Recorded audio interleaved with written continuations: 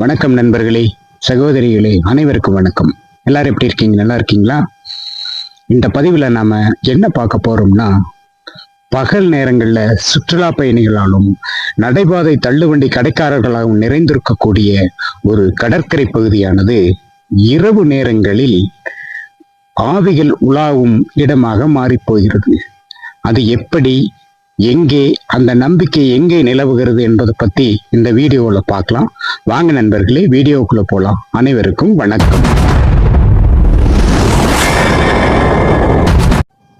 பார்த்தீங்கன்னா, இந்தியாவில் குஜராத் மாநிலம், அதுல பார்த்தீங்கன்னா சூரத் நகரம் வந்து இந்திய அளவில், உலக அளவில் ஜவுளி தொழிலுக்கு புகழ்பெற்ற நகரம். இங்கே நிறைய, அதுவும் குறிப்பாக செயலகங்கள்லாம் டிசைனா இங்கே தயார் பண்றாங்க. மிகப்பெரிய ஜவுளி நகரம். அந்த நகரத்துக்கு அருகில் இருக்கக்கூடிய ஒரு கடற்கரை இருக்குதுங்க. மிக அழகான கடற்கரை, டூமாஸ் கடற்கரை. இந்த பகுதி பார்த்தீங்கன்னா சுற்றுலாவுக்கு மிக புகழ்பெற்ற கடற்கரைங்க.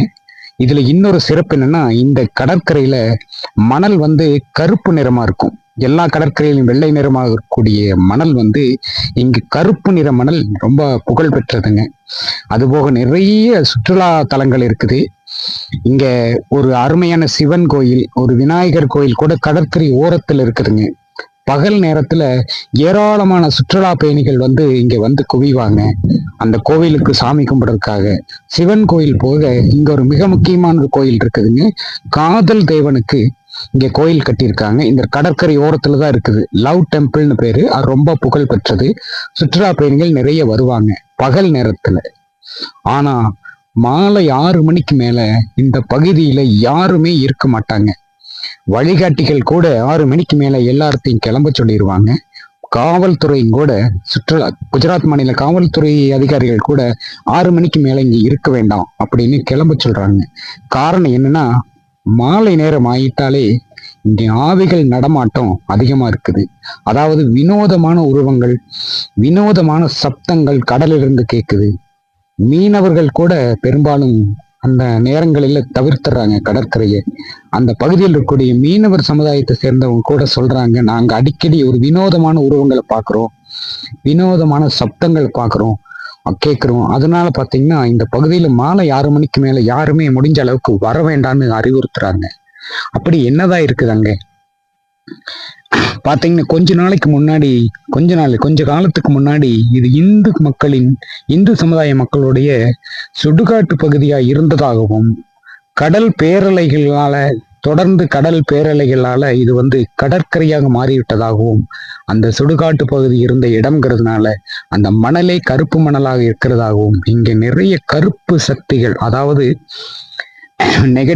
நிறைய நெகட்டிவ் பவர்ஸ், நம்ம ஆவி இதெல்லாம் சொல்றாங்க இல்லையா, அந்த ஆவிகள் உலாவுவதாகவும், இந்த பகுதியில நிறைய பேர் காணாம போயிடுறாங்க அடிக்கடி. குறிப்பாக காதலர்கள். இங்க காதல் தேவனுக்கு கோயில் இருக்கு இல்லைங்களா, அதற்கு வர்ற காதலர்கள் தனிமையாக ஏதாவது சந்தித்து பேசிட்டு இருக்கும்போது காணாம போயிடுறாங்க. மீனவ காவல்துறை உதவியோடு நாங்க தேடுவோம் இரவில், ஆனால் யாருமே கிடைச்சதில்லை. இரவு நேரங்கள்ல இந்த பகுதிக்கு யாரும் வர வேண்டாம் அப்படின்னு சொல்றாங்க. அதை விட இங்க ஒரு முக்கியமான விஷயம், ஆவிகள் பேய்கள் தான் பிரச்சனைன்னா, அதை விட இன்னொரு பிரச்சனை இருக்குதுங்க. இங்கே கடல்ல கடும் விஷம் உள்ள பாம்புகள் இருக்குது. பொதுவா தண்ணியில் இருக்கிற பாம்புக்கு விஷம் இல்லைன்னு சொல்லுவாங்க. ஆனா இங்க இந்த கடல் பகுதியில் இருக்கக்கூடிய பாம்புகள் கொடிய விஷமுள்ள பாம்புகளும் இங்க நிறைய இருக்குதுங்க. காரணம் எப்படிங்கன்னா, இது கருப்பு நிற மணல், அதனால இதுல பாம்புகள் ஊர்ந்து செல்வது கண்ணுக்கு தெரியாது. நீர் பாம்புகள் பொதுவாக மணலில் புதைந்து இருக்கக்கூடிய அந்த மணல் பாம்புகள், தண்ணீர் பாம்புகள் கண்ணுக்கு தெரியாம நிறைய பேர் பாம்பு கடித்து மரணம் அடைந்துடுறாங்க. அதனாலேயே நிறைய பேர் அந்த பாம்பு கடித்து அகால மரணம் அடைந்தவர்களுடைய ஆவி இந்த பகுதியில் சுற்றி திரிவதாகவும், நிறைய பேர் மிரட்டி இருக்குது, வினோதமான சத்தங்கள் கேட்குது, வினோதமான உருவங்கள் நடமாடுதுன்னு நிறைய பேர் சொல்றாங்க. இன்னைக்கும் அது இந்த மக்களின் நம்பிக்கையா இருக்குது. பக்கத்துல மிகப்பெரிய ஒரு ஜவுளி நகரம், மாபெரும் ஜவுளி நகரம் சூரத் நகரம் இருக்குதுங்க. அந்த சூரத் நகரத்துக்கு மிக அருகாமையில் இருக்கக்கூடிய கடற்கரை தான் இந்த டூமாஸ் கடற்கரை. பகல் நேரங்கள்ல பாத்தீங்கன்னா ஏராளமான சுற்றுலா பயணிகள் வருவாங்க.